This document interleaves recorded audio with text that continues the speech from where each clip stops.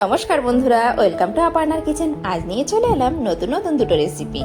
আজ দেখাবো খুবই সিম্পল আর খুব সহজ পদ্ধতিতে রান্না করবেন।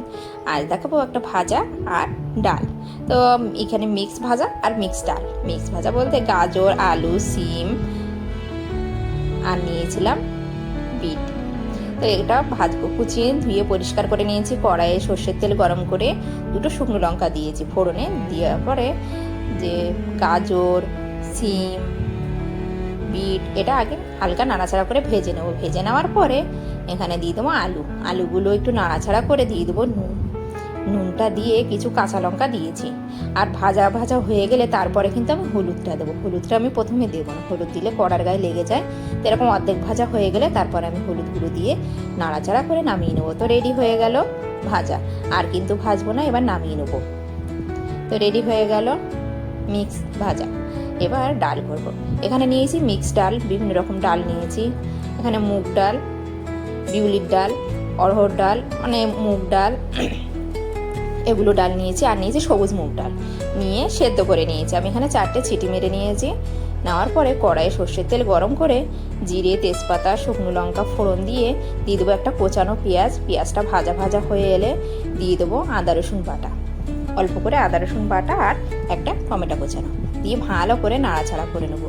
নেওয়ার পরে একটু জল দেবো। জল দিয়ে এখানে কিছু শুকনো মশলা ব্যবহার করব। দিয়ে দেবো পরিমাণ মতো নুন, হলুদ গুঁড়ো, লঙ্কা গুঁড়ো আর দিয়ে দেবো জিরে গুঁড়ো। দিয়ে কিন্তু ভালো করে আমি মশলাটা কষিয়ে নেবো। আর কিছু কাঁচা লঙ্কা আমি দিয়ে দিয়েছি।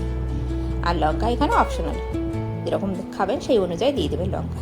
দেখুন মশলাটা কষে গেছে, গা থেকে তেল ছেড়ে দিয়েছে। তো আর একটু কষিয়ে নিয়ে এখানে দিয়ে দেবো ওপর থেকে সেই সেদ্ধ করা ডালটা দিয়ে দেবো। এরকম মিক্স ডাল কিন্তু বেশ ভালোই লাগে খেতে।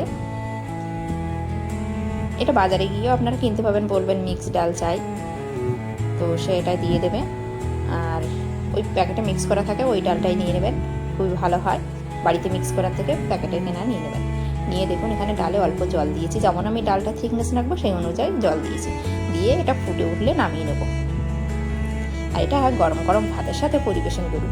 এই ডাল হলে কিন্তু ভাতের সাথে আর কিছুই লাগবে না, তা খুবই ভালো লাগে। আর এইভাবে বানাবেন, সত্যি খুবই ভালো লাগে খেতে। তো ডালটা কিন্তু আমি গ্যাসে সেদ্ধ করে নিয়েছি আর এদিকে এসে উনুনে রান্না করে নিচ্ছি। কিছু ধনে পাতা দিয়ে নামিয়ে নেবো। তো রেডি হয়ে গেল সুস্বাদু মিক্স ভেজ ডাল। তো দেখুন এদিকে কিন্তু ভাত বেড়ে নিয়ে বসে পড়েছি। ভাত নিয়েছি, ডাল নিয়েছি, ভাজা নিয়েছি আর কাঁচা পেঁয়াজ দিয়ে আলু সিদ্ধ মাখা আর ডিমের ঝাল নিয়ে কিন্তু জমিয়ে খেয়ে নিলাম।